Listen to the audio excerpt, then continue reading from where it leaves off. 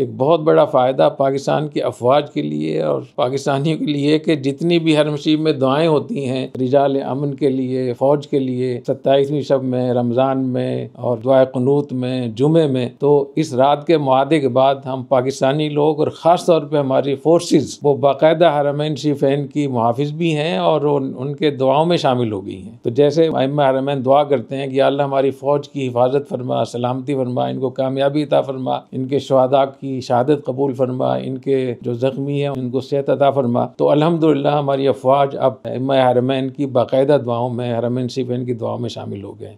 तो देखिए बैठे बैठे अल्लाह ताला ने कितना बड़ा मकाम अता फरमाया है। ख़ास तौर पे पाकिस्तान में जब मैं देखता हूँ तो जितने नेक लोग हैं, दीनदार लोग हैं, मदारिस के लोग हैं, मजहबी जमातें हैं, वो जल्दी से उनको हिम्मत नहीं होती फ़ौज के लिए दुआ करने की। तो अगर आप दुआ नहीं करेंगे तो अल्लाह ने कितना बड़ा कितनी बड़ी कामयाबी अता फरमाई है कि अल्लाह ताला ने वहाँ की दुआओं में हमारी अफवाज को शामिल कर लिया। तो ये कितनी बड़ी बात है माशाअल्लाह, ला कुव्वत इल्ला बिल्लाह।